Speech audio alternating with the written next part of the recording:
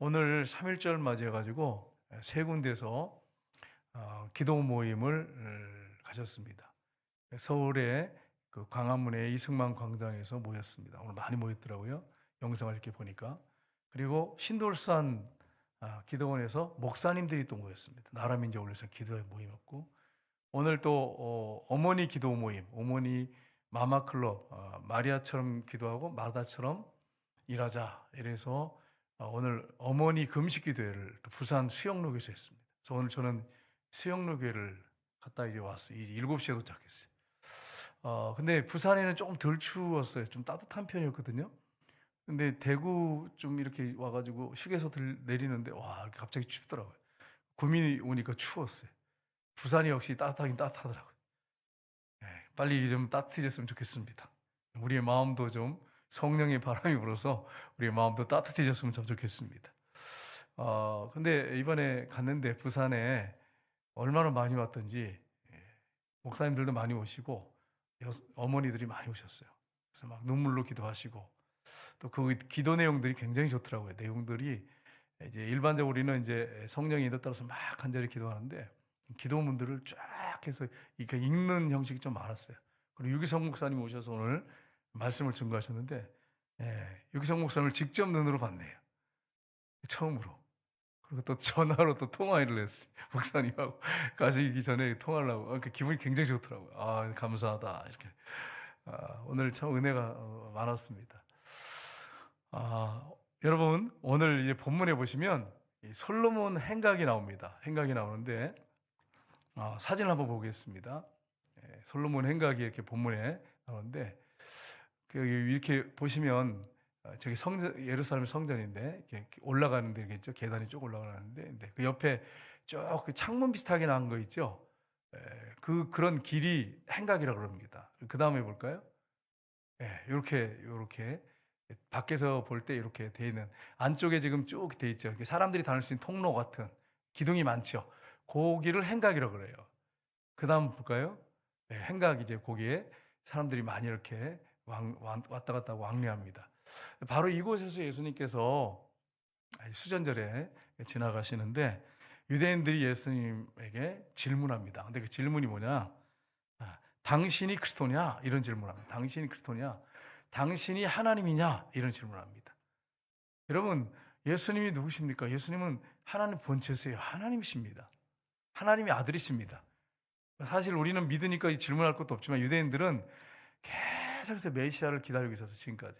그러니까 예수님이 말씀도 전하고 기적도 행하고 막 이러니까 의혹이 있는 거죠. 그래서 진짜 이 사람이 그리스도인가? 하나님의 아들인가? 그래서 이제 질문을 한 것입니다. 예수님이 거기에 대한 답변을 오늘 해주시고 계십니다. 예수님은 하나님이시고 하나님은 아닐 뿐 아니라 선한 목자이십니다. 우리가 10장을 이렇게, 요한복음 10장을 쭉 보시면 10장의 내용이, 여러분, 예수님이 나는 양의 문이다, 나는 선한 목자다, 이렇게 앞부분에 말씀하십니다. 제가 사실은 이름이 마음에 안 들었어요. 여러분, 이름 마음에 다 드세요? 우리 정엽장은 이름이 마음에 드세요? 정엽, 여바, 이렇게 좀 그렇잖아요, 그죠? 마음에 드세요? 저는 좋아요. 이름이 정엽, 이름 좋은데, 최문선, 문선인데, 그래, 저는 이게 문선이라는 이름이 그렇게 나쁘다고 생각을 안 했어요. 근데 문선명 교주가 딱 이렇게 있으면서 그걸 딱 보면서 기분이 너무너무 나쁜 거예요. 문선명, 최문선, 두 자가 들어가잖아. 문선명 두 자가 같잖아요. 그래서 그래서 문선명, 그럼 기분이 싸하고 기분이 되게 안 좋아요. 근데 제가 이제 기도를 하는데 늘 그 마음에 이름이 나 마음에 안 든다, 이런 생각을 하고 있었어요. 기도를 막 이렇게 하는데 놀라운 은혜를 베푸셨어요. 하나님께서 이름이 마음에 들게 만드셨어요. 높을 채자거든요. 높을 채자. 높으신 예수님은 문이 양의 문이고 선한 목자이시다. 이게 내 이름에 다 들어가 있네. 할렐루야. 그래가지고 제가 이제 이름을 내가 싫어하지 않겠습니다. 나 이름 너무 좋습니다. 어쩌면 그렇게 목사의 이름이 딱 맞는 이름입니까? 이러면서 제가 너무 감사해가지고 요즘에는 이름을 이제 부끄럽게 생각 안 하고 자랑으로 생각해. 하나님이 알고 그렇게 했구나. 예수님이 양의 문이시고, 예수님이 제가 그런다 하는 게 아니고 예수님이 양의 문이시고 선한 목자시잖아요. 요한복음에 10장 보세요. 쭉 보면 10절하고 쭉 보면 나는 선한 목자다, 나는 양의 문이다 이러시잖아요. 그래서 목사로서 이름 괜찮다 이렇게 생각하고 요새 굉장히 흐뭇해요. 그래서 기분이 상당히 좋고 자신 있게 목회해야겠다 이런 생각을 했습니다. 제가 왜 이 얘기를 갑자기 꺼내냐면 제 자랑하려는 게 아니고 뭐 이거 했던 무슨 자랑이 되겠어요? 뭘 지금 여러분 말씀드리냐면 예수님은 선한 목자시고 양의 문이십니다. 우리가 예수님을 목자로 믿는다면 정말 우리가 예수님만 따라가야죠. 그래서 예수님이 내가 선한 목자다, 양의 문이다 이렇게 하신 다음에 수전절에 이 솔로몬 행각에 가셔서 유대인들하고 변론이 붙은 것입니다. 근데 예수님이 그 앞에 선한 목자다 그렇게 말씀하셨잖아요. 근데 너희는 내 양이 아니기 때문에 나를 따르지 않는다 이렇게 말씀하세요. 나는 선한 목자인데 너희들은 양이 아니야, 넌 염소야 이렇게 말씀하신 거예요. 여러분, 이 수전절이 어떤 계절이냐면, 어떤 절이냐면 그 알렉산더 대왕이 세계를 다 정복했잖아요. 이스라엘도 다 점령됐습니다. 그런데 알렉산더가 젊은 나이에 죽습니다. 병에 걸려 죽어요. 그래서 그 밑에 수하의 장군들 4사람한테 나라를 4개로 나눠줍니다. 그 중에 장군 한 사람이 수리아 지역을 맡았어요. 수리아부터 예루살렘 전체를 맡았어요. 그 사람이 누구냐? 안티오쿠스 에피파네스라는 사람입니다. 안티오쿠스 에피파네스. 이 사람이 처음에는 유대인들한테 굉장히 잘해줬어요. 그러다 나중에 딱 돌변해가지고, 이 사탄의 역사죠. 성전에다가 돼지피를 뿌렸습니다. 유대인들이 가장 싫어하는 게 그 돼지거든요. 돼지고기 안 먹어요. 지금도 유대인들은 안 먹고, 또 이스라엘 사람들이 안 먹잖아요. 뭐 성경에 있다고 그래서 돼지피를 뿌렸어요. 여러분, 돼지로 제사 지낼 수 없거든요. 돼지피를 뿌렸어요. 지금이야 우리야 뭐 삼겹살도 맛있고 그냥 돼지갈비도 얼마나 맛있는지 몰라요. 너무 맛있지만 유대인들은 성경에 굽이 갈라지고 대세김질을 하는 짐승만 먹을 수 있었고, 그러다 보니까 이 굉장히 돼지를 아주 혐오했어요. 이방인들이나 돼지를 키우고 먹었습니다. 그런데 돼지피를 뿌렸어요. 그런데 유대인 이 마카비라고 하는 사람이 이제 그 유대인들을 갖다가 비밀 결사대 이런 식으로 막 만들기 시작했어요. 그래서 공격을 해가지고 예루살렘 성전을 점령합니다. 이걸 기념해서 즐기는 절기가 수전절입니다. 바로 이 절기에 예수님이 솔로몬 행각으로 이렇게 가십니다. 그러면서 이제 유대인들이 당신이 그리스도이다 밝히 말하십시오. 당신이 우리가 기다렸던 메시아입니까? 당신 그러면 밝히 말해 주십시오. 이렇게 얘기했어요. 그랬을 때 예수님이 오늘 본문에 뭐라고 하시냐면 26절 27절에 이렇게 말씀하십니다. 같이 읽겠습니다. 26절 27절 너희가 내 양이 아니므로 믿지 아니한도다. 내 양은 내 음성을 들으므로 나는 그들을 알며 그들은 나를 따르느니라. 아멘. 예수님 지금 무슨 말씀하고 계시죠? 나는 목자다, 선한 목자인데 너희들은 내 양이 아니다. 다른 말로 하면 염소다 이럴 수 있어요. 염소다 이렇게. 사탄의 자식이다 쉽게 말하면 그럴 수 있습니다. 믿지 않는다. 너희들은 내 양이 아니기 때문에 믿지 않는다. 내 양은 내 음성을 들으며 나는 그들을 알며 그들은 나를 따르니라. 나를 따르니라. 영상을 하나 볼까요? 여러분, 이 영상이 뭐냐면 사람들이요 실험을 했어요. 실험을. 양들이 탁 들여서 풀을 뜯고 있는데 사람들이 와서 막 불러요. 목자 음성을 비슷하게 해가지고 막 부르는데 아무도 양 한 마리도 반응을 안 해요. 근데 목자가 딱 부르니까 바로 반응을 해요. 그런 영상인데 우리 잠깐 한번 보겠습니다. 그러니까 여러분, 교회 안에 염소들이 있을 수 있어요. 주님 말씀하시는데 죽어도 안 따라가. 자기 고집만 피우고 자기 생각대로 따라가. 염소지요. 근데 양은 그렇지 않습니다. 목자가 얘기하면 바로 따라와요. 예수님 말씀하시면 따라가는 게 양이에요. 그런데 고집 피우고 그냥 자기 생각이 있다 그러고 그걸 고집 피우면서 난 안 간다고, 내 생각이 따로 있다고 그러면서 계속 그렇게 만약에 간다면, 주님의 말씀에 불순종하고 가면 내가 염소는 아닌가를 한번 점검해 보셔야 돼요. 그건 분명합니다.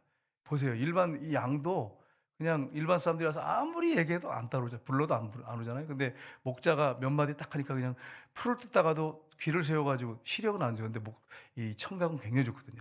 바로 반응하고 따라오잖아요. 목자인 대로. 마찬가지입니다. 여러분, 예수님이 지금 이 말씀을 하고 계시는 거예요. 유대인들한테. 너희는 내 양이 아니기 때문에 나를 따르지 않는다. 그 얘기를 하는 겁니다.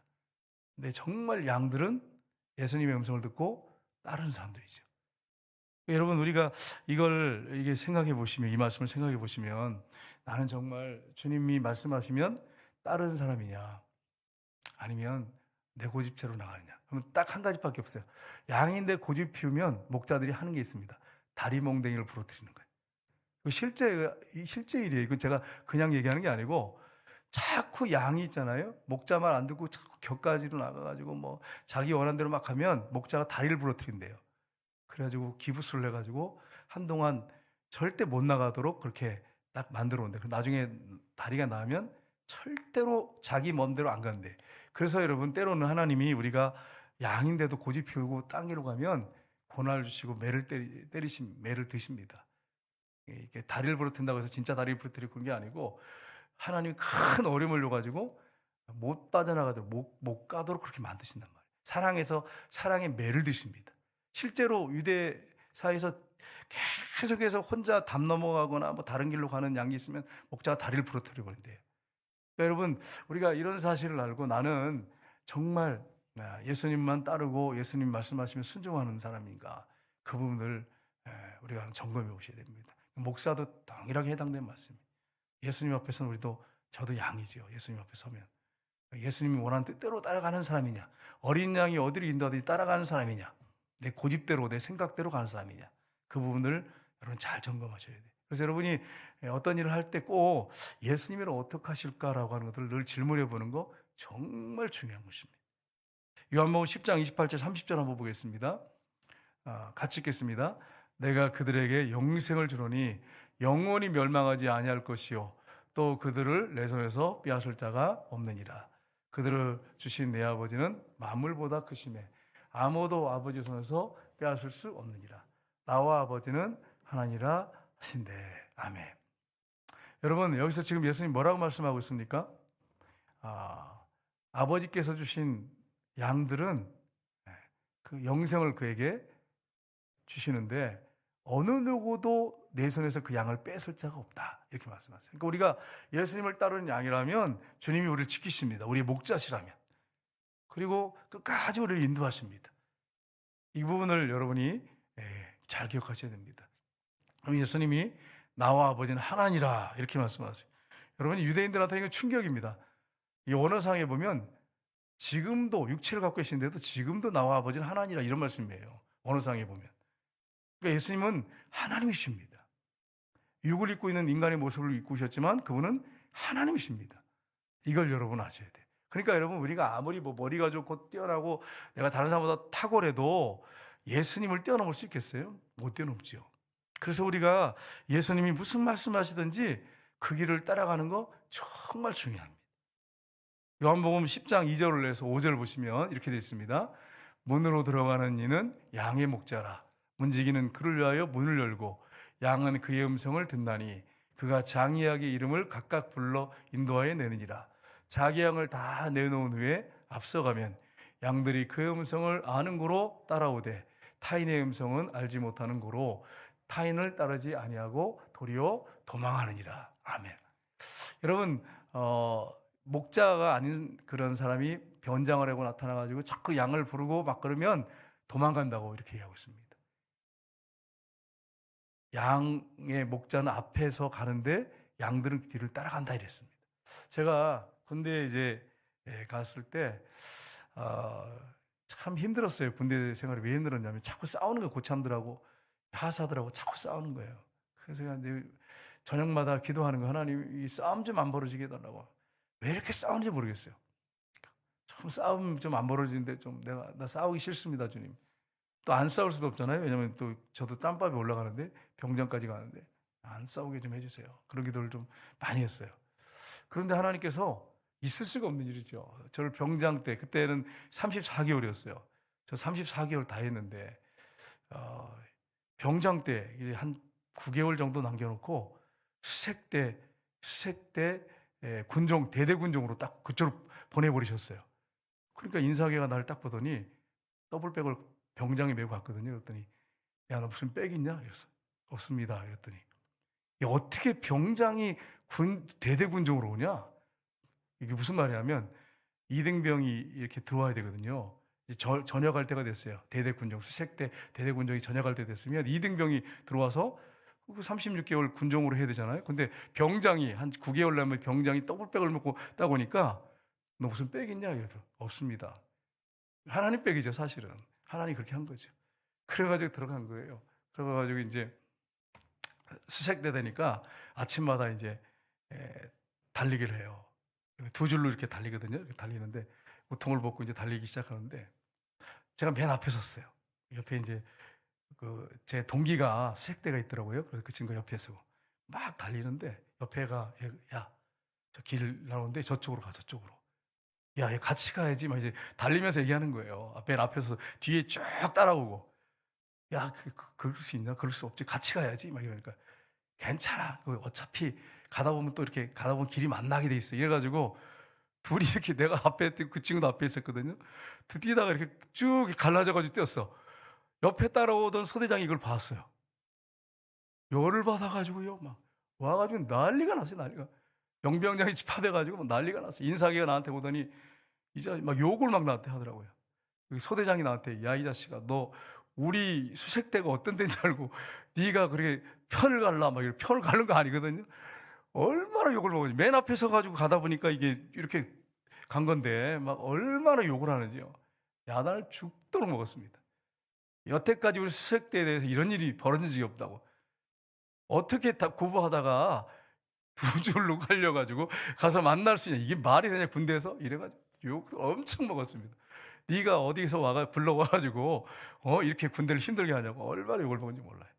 그러고서 이제 어떤 군대 군정이었으니까 제 앞에 이제 그 병장 카톨릭 그 신부 수업 이제 나가면 이제 신부가 될 사람이거든요. 카톨릭 군정이었어요.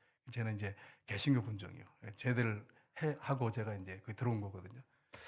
그러고서는 이제 9개월이 다 끝나고 전역할 때 개구리를 달고 딱 섰어요. 근데 인사기가 날 딱 보더니 내가 너를 뒷조사를 다 했다. 계속 지켜봤다는 거예요. 그러더니 야, 내가 이제 군종이 뭔지 알겠다. 그러더니 야, 뭐 말뚝 박아라. 전역하지 말고 말뚝 박아라. 군종을 딱 달면 이 가방을 들고 언제든지 나갈 수가 있어요. 근데 이 카톨릭 군종이 내가 왜 그러냐고 물어봤어요. 그랬더니 카톨릭 군종이 여관에 가서 여자들하고 자고 그리고 오고 막 이런 거예요. 이 가방을 메고 나가면 군종이 가능하거든요. 저거는 그런 적이 없어요. 저는 그냥 전역할 때까지 내일 깨구리 맞고 달 때까지 중대를 다니면서 커피 따주고 기도해주고 이랬거든요. 사실은 전역하면은 그렇게 내일 저녁이야. 사실은 그게 제가 잘나서가 아니고 누워 자는데 이등병이 이제 저를 받아가지고 개신교가 들어왔어. 너무 감사해. 개신교가 군정으로 들어왔어. 제가 이제 전역하니까. 자는데 막 깨워. 그래서 왜 그러냐 그러니까. 날 내일 저녁이야 이러니까. 군종이 저녁이 어디 있습니까? 이러는 그래가지고 그냥 한 생각하니까 맞아. 내일 저녁하고 나가지만 부대를 나가지만 군종이 저녁이 어디 있습니까? 이래가지고 같이 갑시다. 이래가지고 그래 일어나자. 그래 가자. 그래가지고 가서 이제 근무소는 이제 군인들 돌면서 커피 타주고 기도해주고 그리고서는 밤을 꼬박 샜죠. 그리고 와가지고 이제 저녁을 했단 말이에요. 인사하게 그런 걸 다 봤어요. 다 보고서는 아 군종이 이제 뭔지 알겠다 그러면서 말뚝 박아라 그냥 제대하지 말고 말뚝 박아라 이러시더라고요.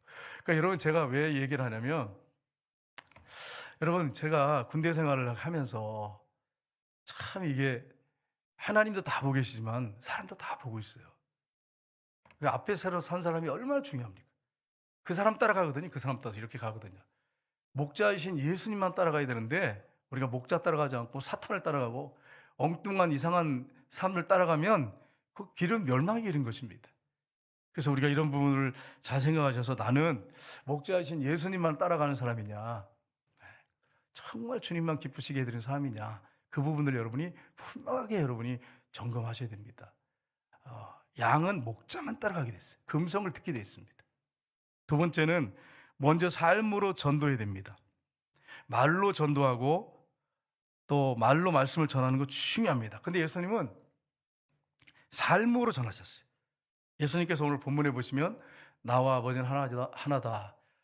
그러면서 뭐라고 하십니까? 나를 본 자는 아버지를 보았거든, 이런 말씀을 하시잖아요. 예수님이 하나님이라고 말씀하세요. 하나님이라고, 하나님이 아들이라고, 하나님과 하나라고 이렇게 말하고 있습니다. 그러니까 여러분, 유대인들이 이것 때문에 예수님을 돌로 치려고 그래요. 죽이려고 그럽니다.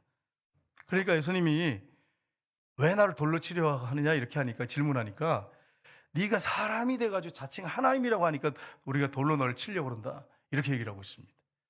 여러분, 예수님은 말로만 전하지 않으셨어요. 그래서 오늘 본문에 37절 30절을 보시면 이렇게 되어 있습니다. 같이 읽겠습니다. 만일 내가 내 아버지의 일을 행하지 아니하거든 나를 믿지 말려니와 내가 행하거든 나를 믿지 아니할지라도 그 일을 믿으라. 그러면 너희가 아버지께서 내 안에 계시고 내가 아버지 안에 있음을 깨달아 알리라 하시니. 아멘. 예수님이 말로 전도 하시고 또 말로 가르치셨습니다. 그런데 예수님이 말로만 하신 게 아니에요. 정말 삶으로 보이셨습니다. 주님이 하시는 모든 일들은 정말 하나님이시라고 하는 사실을 확실하게 보여줄 만한 그런 삶이었습니다. 그러니까 우리가 말로 가지고 전도하는 건 중요하지만 이거 갖고는 안 돼요. 이거는 한계가 있습니다. 여러분 아시지만 이제 한국의 교회가 물론 말세가 돼서 그런 것도 있지만 안 믿는 사람들이 예수 믿는 사람들을 그렇게 욕하잖아요. 비난하고. 왜 그렇습니까? 그들이 하는 말 중에 예수 믿는 사람들은 말만 잘한다는 거예요. 행함은 없고 말만 잘한대. 여러분 이런 소리 들은다면 참 우리 자신을 한번 돌아봐야 됩니다. 내가 예수 믿는데 말만 잘하고 행함은 없다면 참 주님 앞에 부끄러운 우리의 모습이라고 하는 것을 여러분 기억하셔야 됩니다. 예수님은 말만 하신 게 아니에요. 말로 가르치시고 전도하셨을 뿐 아니라 행함으로 직접 보이셨습니다. 섬김도 예수님이 어떻게 하셨어요? 직접 보이셨어요. 제자들의 발을 씻어주시고, 그리고 부활하신 다음에, 난 충격이었습니다. 부활하신 다음에 7명의 제자들, 배고픈 제자들을 위해서 아침에 떡을 굽고 계셨고 또 생선을 굽고 계셨어요. 그리고 그 못장난 손으로 부활하신 예수님이 제자들에게 직접 나눠주셨어요. 예수님은 말로만 하신 분이 아니에요. 정말 행함으로 보였던 분이십니다. 그 부분을 우리가 놓치지 말아야 됩니다. 야고보서 2장 18절에 보시면 이렇게 말씀하고 있습니다. 어떤 사람은 말하기를 너는 믿음이 있고 나는 행함이 있으니 행함이 없는 내 믿음을 내게 보이라. 나는 행함으로 내 믿음을 내게 보이라 하리라. 여러분, 믿음과 행함은 하나거든요. 근데 말로만 맨날 믿는다 그러는데 행함이 안 따라가. 행함 없는 믿음은 죽은 믿음이에요. 그래서 여러분, 행함이 있는 사람이 나는 행함을 볼 테니까 너는 믿음이 있다고 그랬지, 너 행함을 보여봐. 그랬을 때 여러분 바닥이 다 드러나잖아요. 밑바닥이 수치스러운 게 다 드러나잖아요. 행함이 없어. 믿음만 하는데 행함은 전혀 없어. 근데 믿음은 없는 사람이 나는 행함으로 보여줄게 이렇게 해가지고 행함으로 보여주면 여러분 한번 생각해 보세요. 그분 앞에 어떻게 서겠어요? 참 이런 우리의 우리 신앙의 삶이 이 부분을 잘 점검해 가지고 한번 우리가 내 자신이 어떤가를 체크해 보셔야 됩니다. 베드로전서 3장 1절을 보시면 이렇게 말씀하고 있습니다. 아내들아 이와 같이 자기 남편에게 순종하라. 이는 혹 말씀을 순종하지 않는 자라도 말로 말미암지 않고 그 안에 행실로 말미암아 구원을 받게 하려 함이니. 아멘. 여러분, 아내가 예수 믿어요. 남편이 예수 안 믿습니다. 그런데 말 가지고 안 된다는 거예요. 말 가지고 하는 거 내려놔라 이거예요. 내려놔라. 네 행함으로 보여줘라. 네 행함으로. 그래야 전도된다 이거예요. 여러분 이거 정말 중요한 말씀입니다. 우리 만약 남편이 예수님께 가까이 나가지 못한다면 내가 남편에게 행함으로 보이지 못했어요. 섬기지 못했어요. 그 부분이 있다고 하는 걸 여러분 잊지 마세요. 오늘 유기성 목사님 그 설교하시더라고요. 이제 어머니하고 딸이 이렇게 있었는데 딸이 어느 날 어머니가 이렇게 나가는 딸한테 뭐 이렇게 몇 가지 얘기를 했어요. 이렇게 해라 이랬더니 화를 확 내면서 잔소리한다고 하면서 소리를 지르고 나갔어요. 여러분 어머니가 그 얘기 들으면 얼마나 상처입니까? 여러분 만약에 여러분 자녀들이 엄마는 잔소리만 한다고 그러고 말이게 짜증난다고, 엄마가 하는 얘기는 짜증나고 엄마는 잔소리꾼이라고 그러면 여러분 얼마나 상처가 되겠습니까? 사랑해서 하는 말인데 자녀들 입장에서는 그걸 어떻게 보냐면 잔소리로 그렇게 듣는단 말이에요. 목사님이 그 이야기를 하시면서 이런 말씀하시더라고요. 그 어머니가 거기서 딸한테 소리 지르고 싸울 수 있죠. 어머니 얼마나 화가 나겠어요. 상처 하나 됐잖아요. 막 소리를 지르면서 딸하고 한 방 붙을 수 있어요. 근데 이 어머니가 예수 잘 믿는, 그러니까 동행일기 쓰고 예수님을 잘 믿는 어머니였어요. 그래서 어머니가 주님, 내가 이럴 때는 어떻게 됩니까? 기도를 계속 하는데 생각났던 말씀이 베드로전서 3장 1절 말씀이라는 거예요. 내 말로 말미암지 않고 행함으로 네가 그를 믿게 할 수 있다. 그 말씀을 주시더라는 것입니다. 그래가지고 그 다음부터 말 안 했대요. 말 안 하고 그냥 기도하면서 계속 섬기기만 했대. 잘 섬겼대. 잘 섬겼대. 한 6개월쯤 지났는데 딸이 편지를 한 장 썼대요. 삶으로 보여주신 어머니, 엄마 이러면서 글을 쭉 썼더래요. 삶으로 보여주신 엄마 이러면서. 그래 여러분, 우리가 이 부분을 한번, 우리 여기 여성들도 많이 계시잖아요. 계시는데 권사님들, 집사님 계시는데, 나는 남편이나 자녀들한테 말만 막 해가지고 상처를 주고 잔소리를 듣게 하고, 심지어 어떤 분은 하도 아내가 말을 많이 하니까 귀에 피딱지가 붙었다고 그러더라고요. 피딱지가. 얼마나 잔소리를 해야 되는지. 자, 그러면 여러분, 이게 지금 잘하는 걸까요? 주님이 그렇게 하라고 하셨을까요? 아니거든요. 내 중심으로 돌아가야 되는데 안 돌아가거든요. 남편도 내 중심으로 안 돌아가고 자녀도 내 중심으로 안 돌아가니까 내가 돌리려고 하는 거예요. 내가 내 힘으로 막 내가 뭘 어떻게 해보려고 하는 거죠. 그러니까 이건 사실 믿음에서 나온 게 아니죠. 주님이 기뻐하지 않습니다. 주님은 말이 아니고 행함으로 보여줘라. 행함으로. 섬김으로 보여줘라. 근데 참 이 말씀을 제가 지금 전하고 있지만 이 말씀은 저와 여러분에게 누구든지 다 걸리는 말씀이에요. 말로 말미암지 않고 행함으로 영혼을 구원할 수 있다는 것입니다. 그러니까 여러분, 남편이 교회 왜 안 나오는지, 딸이 교회 아들이 왜 안 나오는지 그것만 가지고 자꾸 예민하게 반응하지 말고 예수님처럼 죽을 정도로 한번 섬겨본다면 그 영혼이 죽게 들어오지 않겠습니까? 말만 가지고 하면 상처밖에 받는 게 없어요. 그래서 여러분, 이 부분을 우리가 잘 생각하셔서 나는 남편에게 또 자녀들한테 말만 하는 엄마냐, 내 중심으로 막 돌아가지 않으면 막 화를 내고 짜증을 부리고 온갖 협박을 하고 막 그러면서 난 그런 엄마는 아니냐, 그 부분을 한번 점검해 왔으면 좋겠어요. 물론 이게 남성들에도 해당되는 말씀이에요. 아빠로서 막 본이 되고 아내한테 본이 되지 못하면서 말만 한다면 아내한테는 상처입니다. 치명적인 상처가 될 수 있어요. 그래서 이 부분을 우리가 잘 점검하셔서, 우리 예수님은 말만 하신 분이 아니잖아요. 행함으로 보이신 분이잖아요. 그래서 우리가 이렇게 행함으로 살아간다면 많은 사람들을 주님께 인도할 수 있다고 하는 것을 여러분 기억하셔야 됩니다. 제가 이제 가끔씩 이렇게 뭐 집사님들이나 뭐 다른 교회 집사님들도 얘기하고 막 하는데, 목사니까 이제 그렇게 하겠죠. 들어보면 배우자들한테 상처받는 경우가 정말 많습니다. 실제적으로 들어보면. 나는 안 그래요, 목사님. 나는 우리 교회 이제 권사님들, 집사님들이 목사님 나는 잘합니다. 막 본인이 그렇게 말하는 거지. 그럼 제가 이제 불러다가 그렇게 자신 있으면 제가 남편을 불러다가 앉혀놓고, 당신 생각에 권사님은 어떤 분이라고 생각하십니까? 그러면 답이 딱 나와. 볼 것도 없어요. 그건 내가 잘한다고 막 착각하시면 안 돼. 나는 남편을 잘 섬기는 사람입니다. 난 남편한테 너무 잘하는 사람입니다. 이렇게 여러분이 말하는 거고, 그거는 남편이 보증하지 돼. 남편이 우리 아내는 정말 예수님 같습니다. 진짜 본이 되고 나를 너무 잘 섬겨서 그냥 마음에 감동이 됩니다. 이러면 이거는 막 완전히 예수님 닮은 거예요. 근데 그게 아니고 나는 막 잘 섬겼다고 막 하면서 나 같은 아내가 어디 있어? 막 이렇게 생각하는데 남편한테 그러는데 다시는 안 만났으면 좋겠습니다. 만약 이게 된다면 여러분 이거 생각해보세요. 본인은 뭐 잘했다고 하지 모르지만 남편이 난 다시는 안 만나, 다시 태어난다면 권사님 만나시겠어요? 말도 하지 마세요. 소름 돋습니다. 만약에 이렇게 된다면 이건 좀 충격적인 거 아니겠어요, 여러분? 그럴 수 있어요. 그럴 수 있어요. 그러니까 여러분, 우리 심야기도 정도 나올 분들이야 뭐 그렇지 않겠죠, 여러분. 그죠? 그런 분 없겠죠? 여성분들이 이렇게 대부분 이렇게 보니까 전부 여성분들인데 죄송해요, 여러분. 왜냐하면 이건 점검을 해봐야 될 부분이에요, 사실이에요. 그러니까 여러분이 한번 질문해 보세요. 우리 남편이 만약에 목사님한테 가서 있는데 목사님이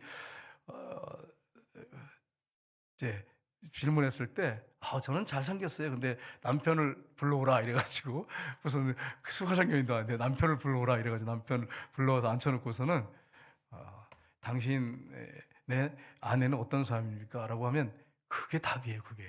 그게 지금까지 여러분이 어떻게 말하고 행동했는지 그게 답이에요. 다른 게 없어요. 그러니까 여러분이 한번 점검을 해보셔야 돼요. 근데 이거는 우리 권사님들 집사님만 그런 게 아니고 저를 포함해서 저도 우리 아내한테 질문을 해봐야 돼. 그러면 제가 어떤 목사인지가 드러나잖아요. 제가 유계성 목사를 존경하는 이유가 있어요. 그 사모님이 우리 그때 와서 말씀하시잖아요. 목사님이 당신을 보면 예수님을 보는 것 같다. 그럼 뭐 볼 거 있겠어요? 여러분 생각해 보세요. 당신을 보면 예수님을 본 것 같다는데 어떻게 사셨으면 그럴까? 에이 목사님 거짓말이죠. 그게 말이 그렇지. 성도들이 질문하니까 그렇죠. 그게 아니. 데리터 목사님은 거짓말할 사람이 아니죠. 와가지고 강대에서 왜 거짓말하겠어요? 사모님 직접 그렇게 얘기하는데. 근데 저도 이제 주님 앞에 부끄러운데 글쎄요 몇 년 지나면 이제 우리 사모님이 저를 보더니 나는 최문선 목사님을 보면 예수님을 보는 것 같습니다. 이렇게 되면 얼마나 감사하겠어요. 그럼 여러분 볼 것도 없어요. 근데 나 치가 떨립니다. 우리 남편, 우리 최문선 목사 보면 난 치가 떨리고요. 막 이렇게 나온다면 여러분 정말 저는 회개할 목사야. 목회 잘못한 거예요. 목회 잘못한 거예요. 교회가 여러분 예를 들면 뭐 많이 모이면 뭐해. 아내한테 인정을 못 받고 예수님 같지 않다는데 그 무슨 실패한 목사죠. 그렇지 않겠어요? 은퇴할 쯤 됐는데 그렇게 말한다면 실패한 목사죠. 여러분이 이 부분을 잘 점검해가지고 여러분은 이제 여러분 우리 권사님들 우리 성정교회 권사님들은 다 예수님을 닮았다고 하는 우리 김선희 권사님도 예수님을 닮았다고 하고 그렇지 권사님? 그죠? 우리 김금수 권사님도 예수를 닮았다고 이렇게 돼야 됩니다. 이렇게 돼야 돼. 이게 정상이지. 맞네 우리 아내 그냥 보기도 싫습니다. 이렇게 돼버리면 뭘 하는 거 아주 그냥 잔소리 듣기 싫습니다. 이렇게 돼버리면 여러분 좀 고민 좀 하셔야 돼. 진작에 고민하셔야 돼. 왜냐하면 내 중심으로 막 뭘 하려고 했던 거예요. 그게 예수님 중심이 아니에요. 그러니까 기도하셔야 돼요. 남편한테 어떤 얘기 할 때도 주님이라면 우리 남편한테 어떻게 하시겠습니까? 이렇게 하면서 질문하면서 여러분이 말이나 행동한다면 남편이 얼마나 기쁘겠어요. 남편들도 마찬가지예요. 우리 아내한테 내가 어떻게 했으면 좋겠습니까? 그렇게 하면 여러분 주님이 답을 주시잖아요. 제가 얼마 전에 이렇게 일을 하고 있는데 주님이 사모를 데리고 커피숍에 가서 얘기를 하는 거예요. 그래가지고 저 그런 스타일이 아니잖아요. 여러분 아시잖아. 어디 놀러 다니고 이런 거 되게 싫어하고 뭐 커피숍 가서 뭐 앉아 차를 마시면서 이런 분위기 있는 목사는 아니에요. 그냥 책이나 보고 기도나 하고 이런 목사인데 그렇게 말씀하시는 거예요. 감동을 주시는 거예요. 그래가지고 제가 전화를 했어요. 여보 오늘 좀 차를 마시러 가자고 가서 좀 이야기도 좀 하자 이러니까 당신 왜 갑자기 그래? 그래가지고 그렇게 좀 그럴 일 있다고 그래가지고 갔어요. 가가지고 이제 전에도 그랬긴 있었어요. 그때는 이제 아내가 가자 그래서 간 거고 이번에는 막 감동을 주셔가지고 그랬어요. 그래가지고 찻집에 가가지고 풍경을 보면서 이제 이야기를 한참 했어요. 이게도 저기 손을 꼭 잡더라고 그렇게 했어요. 좀 노라고 이렇게 하니까 사람들 본다고 그래. 손을 꼭 잡아가지고 안 나요 손을. 그래가지고 좀 있다가 한참을 얘기했어요. 그랬더니 굉장히 행복해하는 거예요. 너무 행복해하는 거예요. 그래가지고 한참을 차를 마시면서 대화하다가 이렇게 왔어요. 왔는데 여러분 주님이 뭐라고 말씀하시는지를 들으셔야 돼. 내 생각을 그러니까 우리가 바꿔나갈 수 있다는 거예요. 우리 여러분과 지금 살아있잖아요 지금. 그러니까 여러분 권사님들 집사님들 아주 소망이 있고 기회가 있는 거예요. 그래서 우리 권사를 보면 정말 예수님 보는 것 같다. 예수님이 말씀하신 대로 순종하면 그게 되는 거예요. 다른 얘기 다를 거 볼 것도 없어요. 우리 장로님들 권사님 집사님들도 마찬가지. 주님 내가 우리 아내한테 어떻게 할까요? 이렇게 하면 감동을 주잖아요. 동해일기가 왜 필요하겠어요?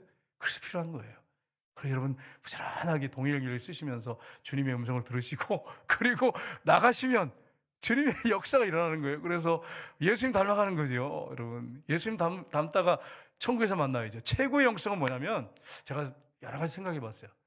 방언하는 거 정말 소중합니다. 기도에 응답하기 때문에 소중하게 여기 돼. 병 고치는 거 정말 중요한 은사예요. 예언하는 거 정말 소중합니다. 그리고 뭐 교사, 목사하는 거, 장로님 하는 거 다 소중하죠. 그런데 여러분 최고의 영성은 뭐냐면 제가 볼 때는 예수님을 닮는 것입니다. 그건 그러냐면 볼 것도 없어. 영성을 읽으시는 목적이 그거예요. 예수님 바라보면서 점점 예수님을 닮아가는 것입니다. 그러면 여러분, 주님 앞에 섰을 때 주님이 날 모른다 그러시겠어요? 여러분 생각해 보세요. 이계대 장로님이 계속 예수님 동행기를 쓰면서, 장로님 잘 쓰셔서 그래요. 쓰고 있는데 하나다 그래서 시간이 가면서 예수님을 닮아갔어. 근데 예수님이 나중에 청에서 왔는데, 주님 저 아시죠? 근데 근티야 내가 다 모르겠다 이러시겠어요? 생각해 보세요. 예수님을 많이 닮았는데, 늘 예수님만 바라고 살았는데 있을 수가 없는 거죠. 그런데 종교 생활하는 장로들 많습니다. 솔직히 얘기해서 교회에서는 장로직분하고 회의도 하고 당회도 하고 뭐 돈도 많이 써요. 돈도 뭐 좀 잘 벌어요. 그래 장로님들을, 여러분 돈 많은 장로님이 장로가 되면 안 되고 예수님을 닮아가는 사람이 장로님이 되셔야 돼. 가난해도 돈이 하나도 없어도 예수님을 닮아가는 장로가 돼야 돼. 여러분 안 믿는 사람들 뭐라고 하는지 아세요? 여러분 교회는 돈이 있어야 교회에서 생활한다 그러잖아요. 하도 교회에서 돈 하고 돈 가지고 위시하는 사람들이 많아가지고 돈 없으면 신앙생활 못한다 그러잖아요. 안 믿는 사람들 그래요, 대놓고. 근데 만약에 정말 예수님을 닮아가는 분들이었다면, 중직자들이 정말 교회 안에 예수님 닮은 사람이 많다고, 나 신앙생활하고 싶다고 이러지 않겠어요? 비난하지 않고. 물론 뭐 말세가 되면 교회가 핍박이 오는 건 당연한 것입니다. 근데 우리가 도덕적으로 윤리적으로 정말 상식 이하의 삶을 살아서 욕먹는 건 우리 책임인 거죠. 그 부분을 여러분이 점검하셔야 됩니다. 그래서 정말 예수님을 많이 닮아가다가, 우리가 계속 닮아가다가 나중에 예수님 만나면 얼마나 기쁘겠어요. 너는 정말 나를 가장 많이 닮았구나, 네가 나를 기쁘게 했구나, 이렇게 되는 거예요. 주님이 여러분한테 원하는 게 뭐예요? 돈이십니까? 돈을 주님이 원할까요? 돈 많습니다. 주님 성경에 뭐라고 됐어요? 온 천지의 산들에 있는 소들 뭐 짐승들이 다 내 거라고 말씀하잖아요. 천지를 창조하신 분이 다 하나님일 거예요. 모든 게 그 땅속에 있는 금들, 보석들을 다, 보화들 다 놓고 하나님일 거예요. 하나님. 여러분 천국 가면은 여러분이 지금 여기 귀고리하고 목걸이 한 것들은 금반지 뭐 우리 권사님들 어떤 분이 그러더라고요. 우리 교회는 아니고 다른 교회인데, 저는 집회 때마다 이 목걸이를 풀고 간대. 은혜 받아서 이거 내놓을까봐. 20원짜리인데 목걸이인데 그 순금이죠. 완전히 99.9%인데 부흥회 때도 벗고 다니고, 다른 게 뭐 권사님이 그 얘기를 한 거 들었어요. 그 은혜 받으면 내놓을까봐 벗고 다는데 숨겨놓고 어디다가 이렇게 해가지고. 근데 여러분 생각해 보세요. 천국에 가면 금목걸이, 금반지가 도로 포장용이에요. 도로 포장. 땅 받고 다니는 거예요. 다이아 반지는 벽체야. 다이아몬드는 벽체야. 여기서나 막 귀해가지고 뭐 이걸 하지만 천국 가면은 아무 의미가 없어요. 천국 가서는 하나님께서 사랑하는 자녀들, 귀하게 여기는 자녀들, 예수님 닮은 자녀들이 그 천국에 있는 거지, 가장 하나님 소중하게 여기는 거지. 다이아 반지, 뭐 금목걸이, 금은 도로 포장용이라니까요. 그러니까 여러분, 그러니까 우리가 물질을 제가 무시하는 거 아니에요. 물질로 선한 일을 하고 하나님이 기뻐하는 일을 해야죠. 근데 그게 아니라고 하는 거예요. 그게 다가 아니라는 거예요. 중요한 것은 예수님을 닮아가는 삶이에요. 예수님을 닮아가는 사람이 가장 신앙생활 잘하는 사람이에요. 하나님께서 여러분한테 뭐 그런 거 원하겠어요? 돈 바라겠어요, 여러분? 하나님이 돈이 얼마나 많으신 분인데 여러분에게 뭘 원하시겠어요, 주님께서? 여러분이 뭘 막 해드리는 걸 원하겠어요? 다 갖고 계십니다, 하나님. 부족한 거 하나도 없습니다. 교회에서 필요한 거지, 공동체에서 우리가 일을 하려, 교회 일을 하려니까 필요한 거지, 하나님께 필요합니까? 하나님이 저 여러분에게 원하는 거는 정말 예수님을 닮아가고 하나님 아버지를 닮아가는, 하나님의 원형을 회복하는, 주님의 원형을 회복하는 것을 가장 원하시는 것입니다. 이걸 놓쳐버리면 나중에 주님 앞에 갔을 때 난 뭐 모른다 이런 소리 듣습니다. 교회에서는 막 봉사 충성하고 큰 소리 치고 앞에서 그러는데 예수님을 안 닮았어. 전혀 안 닮았어. 그러다가 나중에 천국에 갔는데 주님께서, 여러분 그리고서는 세상에 나가서는 똑같이 살아, 안 믿는 사람하고. 그러면서 다 이렇게 사는 거지. 뭐 육신을 입었는데 그렇게 살다가 예수님 닮지 않고 살다가 주님 앞에 갔어요. 주님이 안다고 하시겠어요? 그 부분을 여러분 점검하셔야 돼요. 그래서 여러분과 제가 정말 예수님을 가장 많이 닮아서 나중에 주님 앞에 섰을 때 네가 잘했다 칭찬받는. 제가 이제 신약 성경을 쭉 보니까 이제 말씀은 조금 약간씩 이렇게 다르게 표현됐는데, 머리까지 자라가라, 머리는 예수님을 가리킵니다. 하나님의 형상을 회복하라, 예수님을 얘기하는 거예요. 쭉 말만 다른 거지 예수님 닮으라는 거예요. 예수님 닮으라는 거예요. 그게 목표라는 거예요. 우리 천국 가는 게 목표 아닙니다, 여러분. 궁극적인 목표는 천국에 우리가 가는 건 맞아요. 근데 우리가 천국 갈 때까지 삶 있잖아요. 이 삶은 예수님을 닮는 거, 이게 목표예요. 천국 가는 게 목표가 아니고. 우리는 생각할 때 어떻게 생각하냐면 그냥 우리는 천국 가면 된다고만 생각해요. 그게 목표라고만 생각해요. 천국 가는 건 예수님을 구주로 영접해가지고 정말 믿음 있는 사람은, 성령을 거듭난 사람은 당연히 가는 거예요. 거듭나서 사는 사람은. 그런데 중요한 것은 예수님을 닮았느냐 안 닮았느냐, 그걸 점검하신단 말이에요. 그래서 머리까지 닮아가라, 하나님의 형상을 회복해라, 자꾸 이렇게 말씀하시는 것은 예수님을 닮으라고 하고 나를 따라오라고 하시는 것이 그겁니다. 그게 목표예요. 우리의 삶의 목표입니다. 그렇게 살다가 주님 앞에 가야 돼. 그래서 동행일기가 필요한 거예요. 계속 주님 바라보면서 예수님 닮아가는 거예요. 이걸 놓치시면 안 됩니다. 세 번째는 체험 이전에 말씀을 믿는 믿음으로 살아야 됩니다. 예수님은 체험을 무시하지 않고 중요하게 생각했습니다. 그러나 주님은 체험보다도 말씀을 더 중요하게 여기셨습니다. 그래서 여러분, 유대인들이 예수님을 잡으려고 하니까 예수님께서 요단강 건너편으로 가십니다. 그리고 10절, 오늘 본문 41절 42절에 보시면 같이 읽겠습니다. 많은 사람이 왔다가 말하되 요한은 아무 표적도 행하지 아니하였으나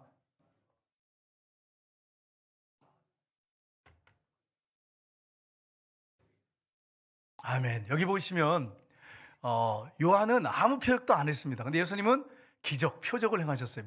메시아라고 하는 건 사실 드러내기 위해서 표적을, 그래서 표적이라고 표현한 거예요. 기적을 행하셨습니다. 근데 여기 보시면 아시겠지만 요한이 이 사람을 가리켜 말한 것은 다 참이라. 사람들이 이게 무슨 말이냐면, 요한이 보라 세상자를 지고 하는 하나님의 어린 양이로다, 예수님을 전했습니다. 그리고 사람들한테 뭐라고 전했습니까? 이 사람이 하나님의 아들이라고. 하나님께서 나에게 주신 말씀이 누구든지 성령이 그에 내려서 비둘기 모양으로 임했잖아요. 예수님에게 성령이 임하는 그 사람이 바로 내가 보낸 자라고, 내 아들이라고 하신 것을 내가 보고 너희들한테 전했다고, 이렇게 말하고 있습니다. 그러니까 예수님에 대해서 세례요한이 백성들에게, 이 유대인들한테 계속 전했단 말이에요. 그 어떤 예수님이 하신 기적, 그것보다도 요한이 가리켜 말한 이 사람, 그 말한 것 때문에 이게 참이다. 그래서 거기서 많은 사람이 예수를 믿으니라. 요한이 어떤 기적을 행하거나 뭐 예수님 기적 때문에가 아니라 요한이 예수님을 소개하고 전했던 그 말을 듣고 믿었어요. 이 부분을 여기서 지금 말씀하고 있습니다. 로마서 10장 17절에 보시면 이렇게 말씀하고 있습니다. 같이 읽겠습니다. 그러므로 믿음은 들음에서 나며 들음은 그리스도의 말씀으로 말미암았느니라. 아멘. 여러분, 듣는 게 너무너무 중요합니다. 제가 이제 목회를 하면서 이렇게 쭉 보잖아요. 예수님 봤다는 분도 있고요, 환상 봤다는 분도 있고요, 은사 체험한 분도 있고, 다양하더라고요. 근데 어떤 분이 예수님을 잘 믿는가 이렇게 보면 하나님 말씀을 잘 들으려고 하고 집중하려고 하고 늘 큐티하고 묵상하려고 하고 말씀 앞에 서 있는 사람, 이런 사람이 예수 잘 믿더라고요. 제대로 믿더라고요. 자꾸 체험만을 원하는 분들을 보면 어떻게 되냐면 나중에는요, 말씀을 붙잡지 않으면 더 강도 높은 체험을 자꾸 원해. 자꾸 더 센. 그래서 또 이렇게 얘기를 합니다. 어떤 분은요, 우리 어머니 때는요, 어머니가 눈물을 흘려 막 기도하고 막 이렇게 기도할 때 막 이렇게 목사님 안수를 받으면 몸이 막 바닥바닥 떴다는 거예요. 근데 나는요, 그게 일어나지 않아요. 맨날 그 생각만 하고 사는 거야. 우리 어머니는 막 팍팍 뛰었는데 나한테는 그게 안수받아도 일어나지 않아요. 그러니까 늘 그것만 동경하는 거예요. 그 체험적인 것만 동경하는 거예요. 그럼 여러분, 어머니가 이렇게 안수받을 때 막 뛰고 이게 예수 잘 믿는 건가요? 맞습니까? 하나님께서 그에게 체험을 주신 건 맞아요. 귀한 거죠. 근데 그게 예수 잘 믿는 겁니까? 어떤 분들 보면 막 그렇게 막 뛰고 막 체험하고 기적을 체험한다도 엉망으로 사는 사람 많습니다. 예수님 전혀 모습이 안 나타나는 사람 많습니다. 그러니까 자꾸 체험만을 원하는 분들은 어떤 문제가 생기냐면 눈물을 막 흘리고 이런 것들을 막 은혜 받았다고 생각하고 맨날 그것만을 추구하는 사람은 나중에 신비주의로 갑니다. 그리고서는 뭔가 좀 화끈한 게 이렇게 체험이 없으면 신앙생활을 안 하는 거라고 심지어는 그렇게 생각을 해요. 이게 신앙생활입니까? 아니라고 하는 거예요. 하나님 말씀을 듣고 그 말씀을 귀 기울이고 늘 말씀을 묵상하면서 그 말씀대로 살아가는 사람이 신앙생활 제일 잘하는 사람이에요. 체험을 내가 무시하는 거 아닙니다. 그렇게 하는 가운데 체험이 있으면 감사하죠. 없어도 믿음으로, 말씀을 믿는 믿음으로 사는 사람이잖아요. 의인은 믿음으로 산다 그랬잖아요. 말씀을 믿는 믿음으로.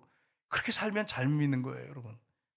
그러니까 체험만을 자꾸 추구하지 마세요. 체험은 주님과 뜨거운 사랑 가운데, 믿음 가운데 살면 따라오는 거예요. 옵션으로 생각하셔야 돼요.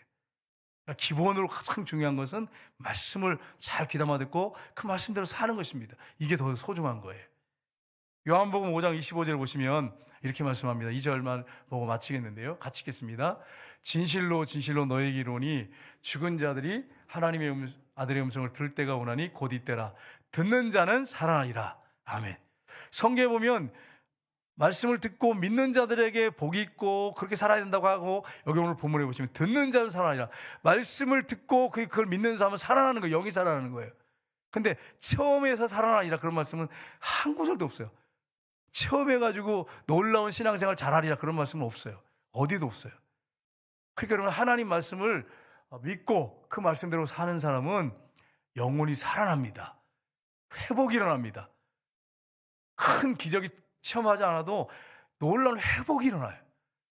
여러분, 제가 전에 참 힘들 때가 있었어요. 근데 그 집회에 딱 참석해서 말씀을 듣는데 그 말씀이 하나님께서 나에게 다이렉트로 말씀하는 걸로 딱 들리는 거예요. 그래가지고 막 눈물 콧물 막 흘리고, 뭐 기적 일어나는 게 없어요. 근데 회복이 확 일어나더라고요. 그러니까 하나님 말씀을 듣는 것이 이렇게 중요해요. 하나님 말씀은 생명입니다. 말씀이 육신이 돼서 우리 가운데 오셨어요. 예수님 말씀이십니다. 그래서 그 말씀을 여러분이 우리가 그대로 받고 듣고 은혜, 그 말씀을 통해서 내가 은혜 받는다면 신앙생활 우리 잘할 수 있어요. 그래서 여러분, 말씀에 집중하는 거 중요해요. 여러분 주변에 여러분 자녀들 한번 보세요. 죽어도 부모 말 안 듣고, 뭐 예를 들어서 며느리나 사이가 내 말을 안 들어, 주님의 말씀을 안 들으려고 그래. 그럼 여러분 어떻게 살아나겠어요? 영혼이.